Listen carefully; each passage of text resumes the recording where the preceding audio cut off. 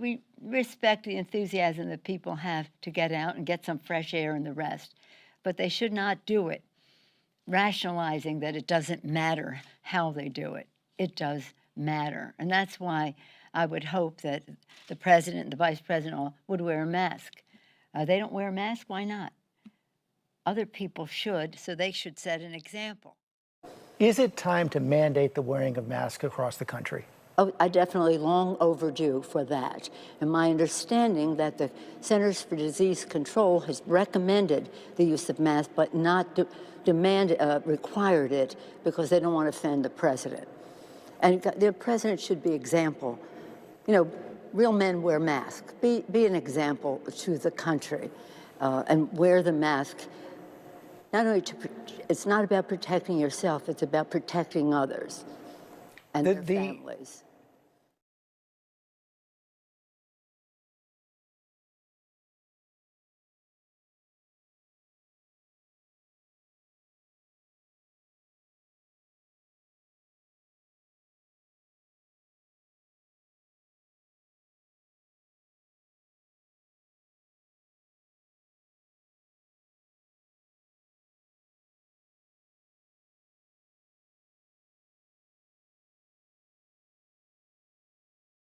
I take responsibility for trusting the word of a neighborhood salon that I've been to over the years many times, and that when they said, well, we're able to accommodate people one person at a time, and that we can set up that time, I trusted that.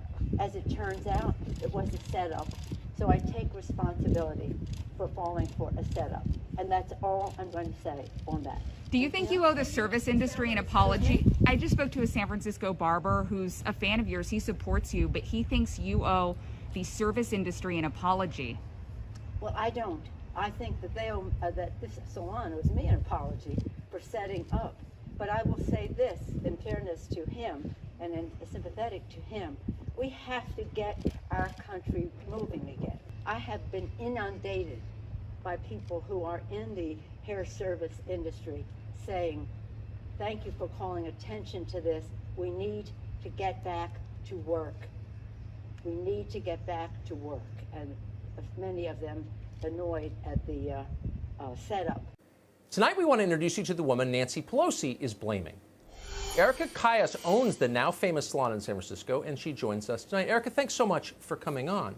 Thank you so much for having me. Nancy Pelosi claims on camera that you orchestrated a, quote, setup to entrap her into getting her hair blown out without a mask. Did you? No, absolutely not. How would you have done that? I mean, can you prove that this wasn't a diabolical setup designed to bring down the Speaker of the House by blow-drying her hair?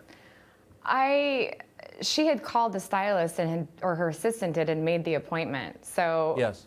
The appointment was already booked. So there's no way I could have set that up.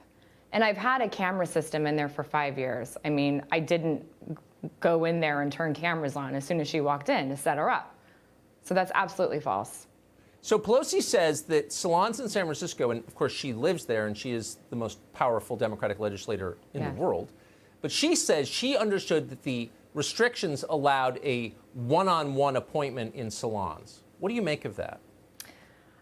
I heard that and I thought to myself, well, as a hairstylist, I see clients one-on-one. So that would mean I would be open, right? Yes, pardon, sorry to laugh. Yes, that it would mean that. Are you open? No. What is that doing to you in your business? For the past 6 months, we're pretty much done. I mean, we've lost at least 60% of our clients. I've lost the majority of my staff. So, 6 months is a long time to be closed down. Yeah, no, it's too long. So your business has been destroyed by this. How do you feel about seeing the most powerful woman in America come into your salon in violation of the rules she supports, get caught, and then blame you for it? To be honest, it was more hurtful. She's been coming in for quite a while, and just to see her come in, and especially not wearing the mask. That's what really got to me. But Yes. you know, this isn't even political. I mean, she's been coming in there. It's the fact that she actually came in and didn't have a mask on. And I just thought about, you know, my staff and people not being able to work and make money and provide for their families. And if she's in there comfortably without a mask and feeling safe, then why are we shut down? Why am I not able to have clients come in? So it's been hard. You're not making a political point. You're making a human point rooted in common sense. And what do you think? I don't know what the answer is. What do you think the answer is? Why can't, if Nancy Pelosi feels comfortable using your salon, why can't civilians use it? Exactly. And I'll be honest, in our area in San Francisco, I mean, we're obviously the last county or city to not open. We've been trying to figure that out. We've been asking ourselves these questions for 6 months, I mean, for the past actually 4 months, of why we are not reopened. And that's kind of a good question. We, again, don't know. Huh. What are you going to do? Are you going to stay in the city, do you think, in San Francisco? I don't think so. The hard part of all this is that I have been in that community for 12 years. And since this happened, I have received nothing but hate, text messages, death threats. They're going to burn my hair salon down. My Yelp page is just unbelievable with bad reviews. It's just, it's sad that my community is pulling this when they're saying that I threw her under the bus when I didn't. So that's hurtful, but I think I'm pretty much done there. So, yeah. Well, I think that's one of the most heartbreaking stories I've heard in a long time. And I just want to restate for the people who are hating you for telling the truth. I don't consider this political. You don't seem like a political person. And I'm just sorry that this is happening to you. Erica, thank you for coming on tonight. Good afternoon, everyone. 2 briefings ago, I asked, where is Nancy Pelosi? Today, I can announce we have found Nancy Pelosi. As you can see, we found Nancy Pelosi going into her hair salon. We will be playing the video on loop for all of you to see during the duration of this introduction. Nancy Pelosi was not in the halls of Congress when I asked where she was. She was not working in good faith to make a deal for the American people. Nope, Nancy Pelosi was found in San Francisco at a hair salon where she was indoors, even though salons in California are not only open for outdoor service. Apparently, the rules do not apply to Speaker Nancy Pelosi. She wants small businesses to stay shut down, but only reopen for her convenience. Do as I say, not as I do, says Nancy Pelosi. Nancy Pelosi is holding up $1.3 trillion in relief for the American people while getting special access to the very kind of small businesses that this money would support, businesses like this hair salon. Before she skipped town to violate her state's health guidelines, Pelosi proposed a bill. It was called the HEROES Act, which contained no additional paycheck protection funding. This is funding that would help the very small business she has bizarrely accused of plotting against her. The president sees through Democrats' disregard for Americans in need, and he took action unilaterally in his own accord.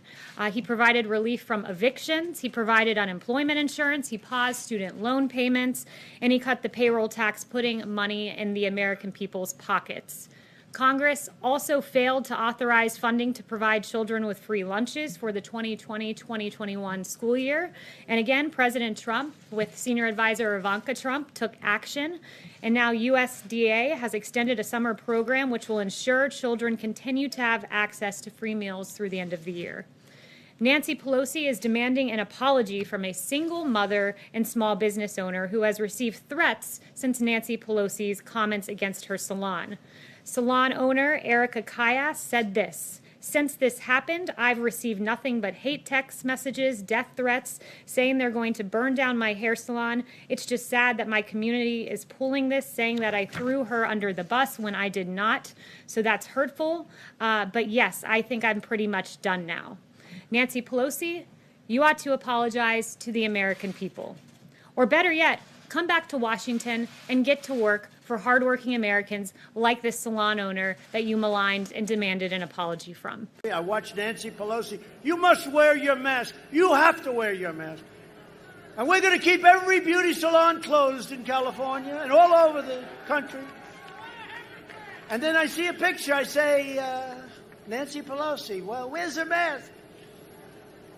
And I'll tell you what, she must have treated that beauty salon owner pretty badly. She uses the salon, and the salon turned her in. The salon turned her in.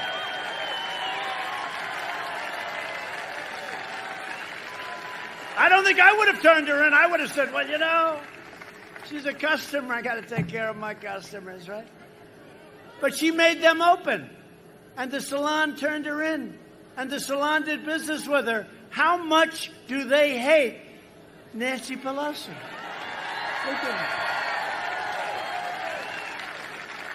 her. And then she made a terrible mistake because you want people that can't be set up. She said, I was set up. I was set up by the salon owner. I was set up. I said, tell me she didn't say that, please. So I just put out that if she was set up, then she shouldn't be leading the House of Representatives. I want the salon owner to lead the House of Representatives because she set up, think of it, she set up the Speaker of the House. That was a big mistake. As soon as I heard, she said, well, she set me up. Nancy, you're not supposed to get set up. You're representing our country. You know what she should have done, honestly? She should have said, I made a mistake, sorry. And nobody would be talking about it. This is like the biggest story. This is the big crazy Nancy. Highly overrated person, let me just say. She is a highly overrated person. They give her such good play. She is a highly overrated person. Look, they just turned off a camera because they don't want me saying that.